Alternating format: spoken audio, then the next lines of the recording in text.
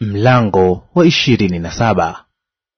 Mwanzo wa kumiliki kwake Sedekia mwana wa Yosia mfalme wa Yuda, neno hili likamjia Yeremia kutoka kwa Bwana kusema, Bwana ameniambia hivi: jifanyizie vifungo na nira, ukajivike shingoni, kisha uvipeleke kwa mfalme wa Edomu na mfalme wa Moabu na mfalme wa wana wa Amoni na mfalme wa Tiro na mfalme wa Sidoni, kwa mikono ya wajumbe watakaofika Yerusalemu kwa Sedekia mfalme wa Yuda.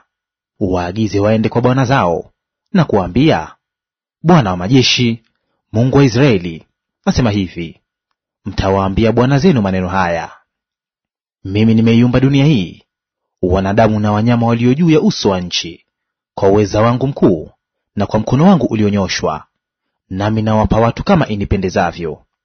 Na sasa nimetia nchi hizi zote katika mkono wa Nebukadreza mfalme wa Babeli mtumishi wangu, na wanyama wa mwituni pia nimempa wamtumikie. Na mataifa yote watamtumikia yeye, na mwanawe na mwana wa mwanawe, hata utakapowadia wakati wa nchi yake mwenyewe, ndipo mataifa mengi na wafalme wakuu watamtumikisha yeye.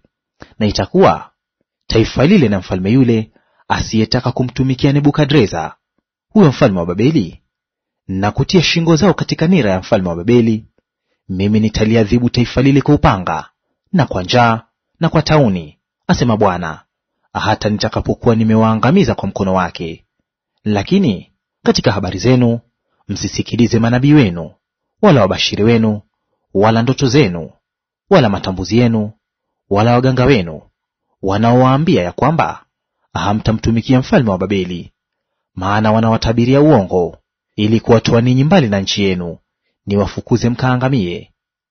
Bali taifa lile watakaotia shingo zao katika nira ya mfalme wa Babeli na kumtumikia, taifa hilo nitawaacha wakae katika nchi yao wenyewe, asema Bwana, nao watailima na kukaa ndani yake. Nikamwambia Sedekia mfalme wa Yuda kwa mfano wa maneno hayo yote, nikisema, tieni shingo zenu katika nira ya mfalme wa Babeli, mkamtumikie yeye na watu wake, mpate kuishi.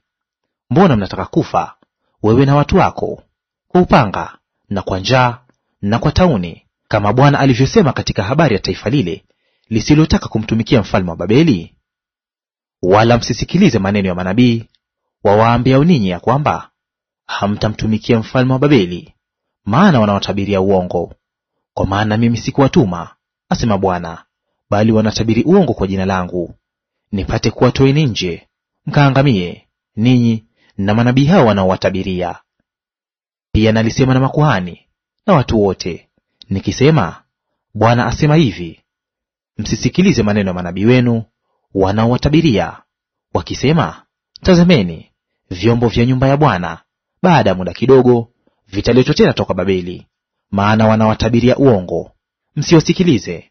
Mtumikieni mfalme wa Babeli mkaishi, kwani mji huu kufanywa ukiwa?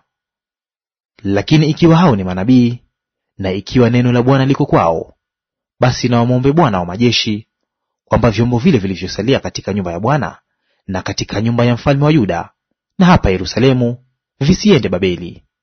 Maana Bwana wa majeshi asema hivi katika habari za nguzo, na katika habari za bahari, na katika habari za matako yake, na katika habari za mabaki ya vyombo vilivyoacha katika mji huu, ambavyo Nebukadreza mfalme wa Babeli hakuvichukua hapo alipomchukua Yekonia mwana wa Yehoyakimu mfalme wa Yuda toka Yerusalemu mpaka Babeli, pamoja na wakuu wote wa Yuda na Yerusalemu.